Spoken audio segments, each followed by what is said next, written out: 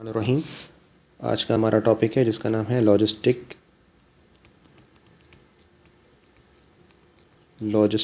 Growth model.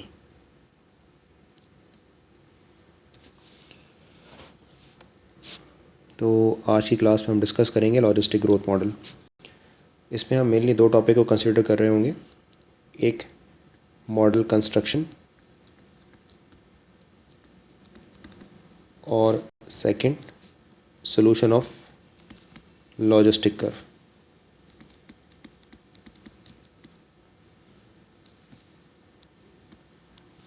अच्छा कि जैसे कि हम अपने प्रीवियस लेक्चर के अंदर डिस्कस कर चुके हैं, एक मॉडल है जिसका नाम है एक्सपोनेंशियल ग्रोथ मॉडल।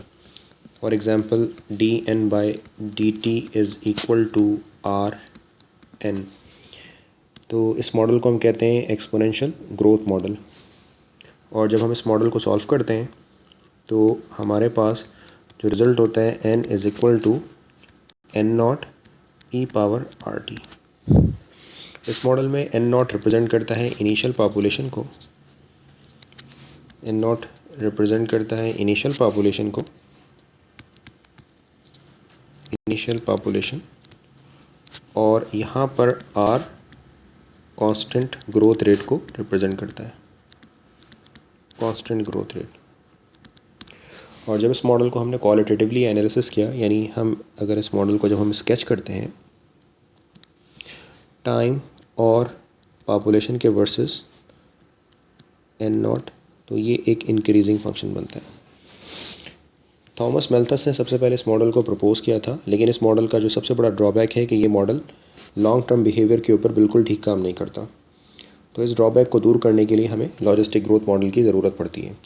तो आज की क्लास के अंदर हम डिस्कस करते हैं लॉजिस्टिक ग्रोथ मॉडल। राइट, पहले इस मॉडल को क्वालिटेटिवली हम कंस्ट्रक्ट करते हैं। For example this is t and this is n of t and this is n0। चाहिए जब भी हम कोई भी फिज़िकल एक्सपेरिमेंट करते हैं तो उस फिज़िकल एक्सपेरिमेंट में हम कोई ना कोई केयरिंग कैपेसिटी को डिफ़ाइन कर रहे होते हैं। के is called caring capacity. Caring capacity का मतलब है कि किसी फ़िज़िकल सिस्टम के अंदर कोई सैचुरेशन लेवल। तो जब भी हम किसी फ़िज़िकल सिस्टम को स्टडी कर रहे होते हैं तो वो हम किसी सैंपल पर स्टडी कर रहे होते हैं। तो उस सैंपल पर स्टडी करने का मतलब है कि वो सैंपल साइज उसकी केयरिंग कैपेसिटी कहलाता है।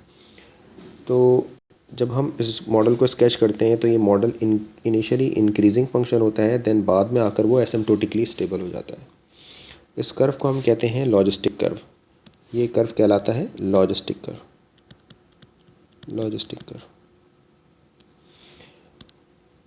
एक्सपोनेंशियल ग्रोथ मॉडल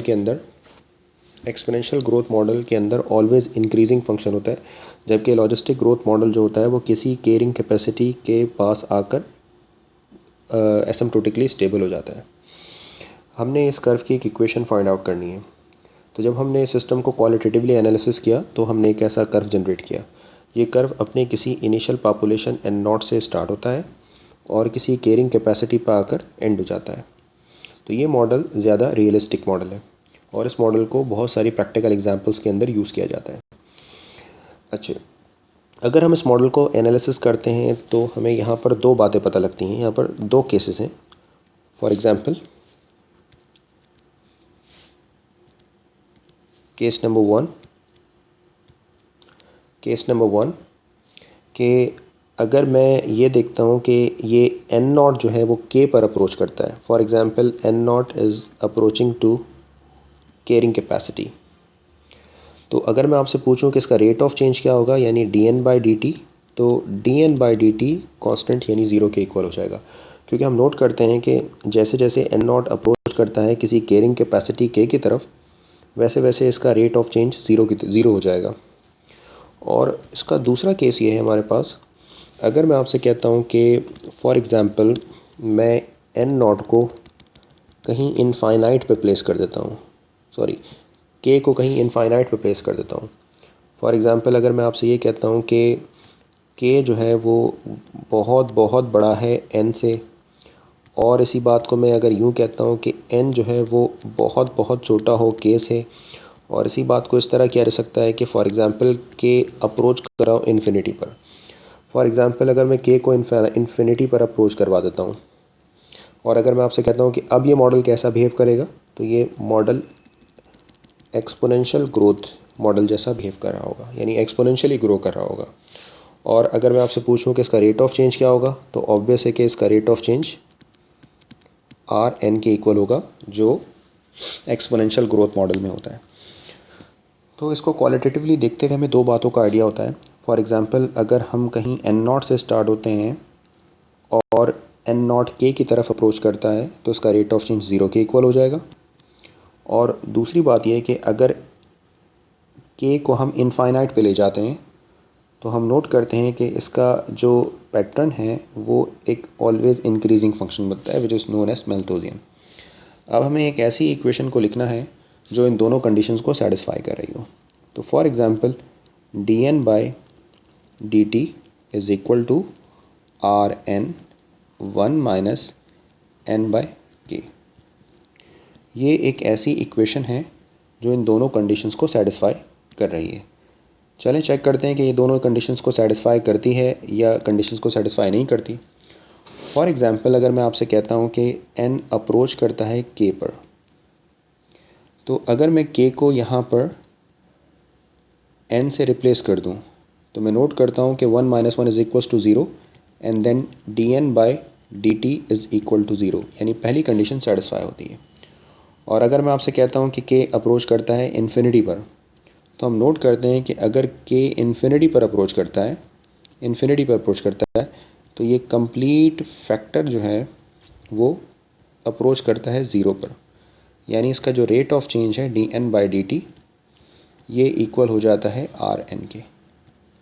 तो फाइनली ये एक ऐसी इक्वेशन मैंने फॉर्म की है। ये इक्वेशन इस कर्व को क्वालिटेटिवली रिप्रेजेंट कर रही है। तो इस इक्वेशन को हम कहते हैं लॉजिस्टिक इक्वेशन। तो ये मेरे पास आ गई फाइनली एक logistic equation, D N by D T is equal to R N 1 minus R upon K, sorry N upon K. तो इस इक्वेशन को हम कहते हैं लॉजिस्टिक इक्वेशन।